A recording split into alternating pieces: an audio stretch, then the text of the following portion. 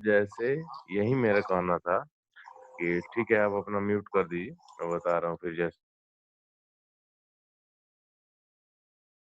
Analysis करें, first house को देखें, सेकंड हाउस को देखें, फिफ्थ हाउस को देखें, फोर्थ हाउस को भी देखें, 11th हाउस को भी देखें।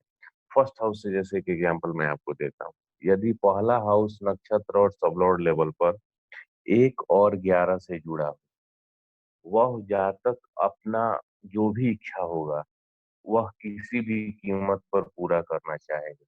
यानी एक तरह से समझ लीजिए सेल्फ सेंटर्ड। वैसे लोग दूसरे के प्रति ध्यान नहीं देते हैं। तो कहीं न कहीं वो प्रॉब्लम क्रिएट करेगा, कहीं न कहीं समस्या होगी। सेकंड हाउस यदि 7-8-12 से कनेक्टेड हो गया या 3-8-12 से कनेक्टेड हो गया या 2-8-12 से कनेक्टेड हो गया। 7-8-12 एकदम गुस्सा, दूसरा भाव बोली का भी है, 2-8-12 से कनेक्टेड है, तो कहीं न कहीं उसके वाणी से प्रॉब्लम, गाली-गलौज कर सकता है।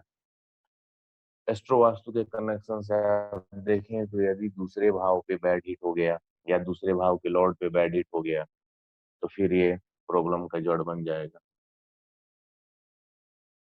चौथा भाव सुख का ही है, वो भी मैंने आपको बता ही दिया, यानी परिवार में सुख रहेगा तब भी समस्या होगी। अब एस्ट्रो वास्तु के कनेक्शन से जब हम आए, तो सेकंड हाउस पे इनके हीट है। अब यहाँ 2 चीज़ें, जैसे हम आगे आपको हाउस एक्टिवेशन हम जब करेंगे, तो आपको समझा दूँगा कि कैसे हाउस एक्टिवेशन करते हैं।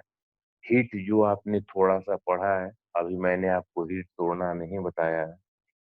हीट के लिए जनरली बेसिक कांसेप्ट आप ये समझते हैं कि जो महादशा और अंतर्दशा में जो प्लैनेट होते हैं, हम उनके हीट को चेक करते हैं। लेकिन आज मैं थोड़ा-सा और इसको आगे आपको बढ़ा रहा हूँ, नया कॉन्सेप्ट दे रहा हूँ।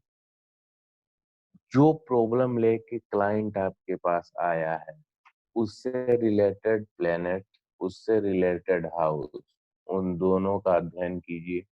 यदि उस पे हिट है, तो उससे संबंधित ज़ोन को चेक कीजिए और उस ज़ोन में यदि उससे रिलेटेड ऑब्जेक्ट मिल गया, तो उसे वहाँ से हटाना होगा। कहने का मतलब यह है कि दशा अंतर्दशा वाले प्लैनेट के जो हिट होते हैं, वो तो प्रॉब्लमैटिक होते ही हैं, जो बैड हिट, और जो अच्छे हिट होते हैं, वो अच्छे होते हैं।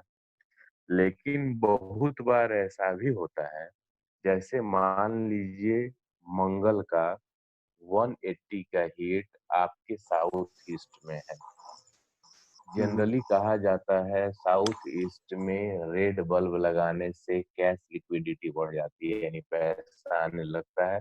वास्तु का यह कॉन्सेप्ट है, एडवांस वास्तु का। बहुत से लोग इसे यूट्यूब से देखते हैं, सुनते हैं, कहीं किसी जगह से आर्टिकल पढ़ते हैं और वो अपने घर में लगा देते हैं।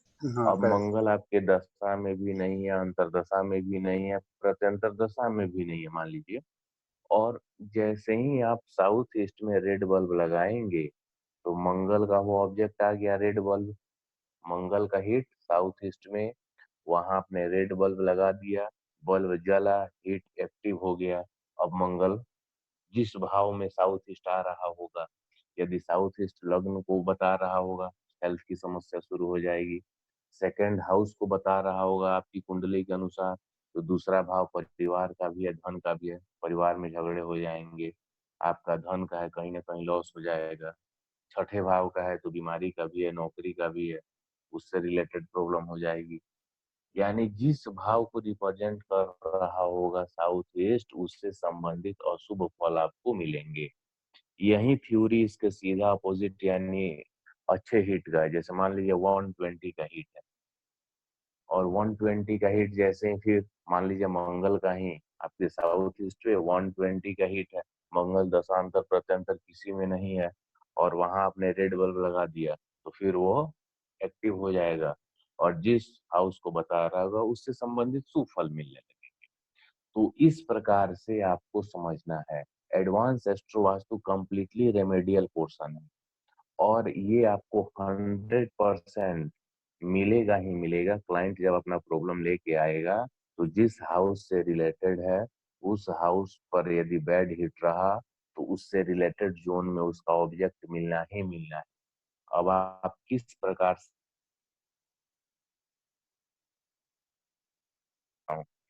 आप जैसे लैपटॉप से काम करते हो, ठीक है?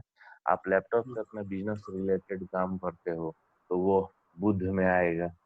कॉर्पोरेट या कुछ मान लीजिए और दूसरे काम है, आपका लैपटॉप काफ़ी महँगा भी है, तो शुक्र रिलेटेड में आ जाएगा। लेकिन सपोज़ कीजिए वही लैपटॉप आपके घर पे माता-पिता हैं, उम, उन्होंने आपने उनको लैपटॉप दे दिया कुछ समय के लिए या आपके पास दूसरा फिर आ गया, वो उसपे रामायण या कोई भी भक्ति कार्यक्रम देखने लगे। तो जब वह धर्म से जुड़ गया, भगवान जो भी आस्था से, तो वह गुरु को रिप्रेज़ेंट करने लगेगा। अब यहाँ क्या होता है, जैसे सेम जगह आप अपना लैपटॉप को मान लीजिए अपने घर के ईस्ट में रखते हैं, वहीं पे आपका टेबल और आपने उस लैपटॉप से काम किया, 1 साल से आप काम करते आ रहे हैं, कोई प्रॉब्लम नहीं है। लेकिन उसी लैपटॉप पे जब मान लीजिए वहीं दूसरा वर्क होने लगा, वहीं रामायण चलने लगा, जो भी धार्मिक कार्यक्रम है वो आपके माता-पिता जी देखने लगे, तो वह अब गुरु का इफ़ेक्ट देने लगेगा और यदि गुरु का हिट वहाँ रहा, बैड हिट या गुड हिट, उससे संबंधित आपको फल मिलने लगेंगे। जनरली बैड हिट लोगों को ज़्यादा समझ में आता है, बैड के लिए ही ना लोग आते हैं। हाँ प्रॉब्लम हाँ नहीं रहेगा तो कोई एस्ट्रोलॉजर के पास थोड़ी आएगा। हाँ, सही ऐसा बात है। कोई थोड़ी आके बोलता है कि मैं काफ़ी ज़्यादा पैसा कमा रहा हूँ, थोड़ा देख के बताइए तो क्या कारण है? लोग जानते हैं प्रॉब्लम क्यों आ रही है। समझ में आया? बुक्स है, जैसे मान लीजिए सामान्यतः ज्ञान की जो बातें हैं, गुरु ज्ञान का कारक है, किताबें गुरु में आती है। लेकिन किताबों का फिर अलग-अलग रेंज है। मनोरंजक किताबें हैं, मनोरंजन के लिए, तो बुद्ध में भी आ जाएँगी, शुक्र में भी आ जाएगा। धार्मिक किताबें हैं, तो गुरु में ही आएँगी। तो आपको अपने एनालिसिस वैसे मैंने आपको लिस्ट दिया हुआ है, मैंने अपने तरफ से भी काफ़ी ऐड किया हुआ है लिस्ट में। तो उन ऑब्जेक्ट्स का जो मुझे अपने एक्सपीरियंस पे मिला है, तो हम्म, उससे रिलेटेड ऑब्जेक्ट को आपको ढूँढना पड़ेगा, आपको पता चल जाएगा। ठीक है। जिस हिसाब से आप करेंगे, एनालिसिस करेंगे, उस ऑब्जेक्ट को ढूँढना है, हटाना है। पहला फर्स्ट प्रोसेस में मैंने आपको ये बताया उस ऑब्जेक्ट को हटाना है। सेकंड प्रोसेस क्या होता है, बिना हटाए हीट को ब्रेक किया जाता है। थर्ड हाउस वो वास्तु में होता है और उसके बाद बॉडी पे भी किया जाता है। मतलब ये अलग-अलग स्टेप है। वो बात ये है, अभी इस क्लास में आपका फोकस सिर्फ ये होना चाहिए कि आप कैसे क्लाइंट का प्रॉब्लम फाइंड आउट करेंगे। यहाँ तक क्लियर है? हाँ हाँ, यहाँ तक क्लियर है गुरु जी। आगे बढ़ें? हाँ।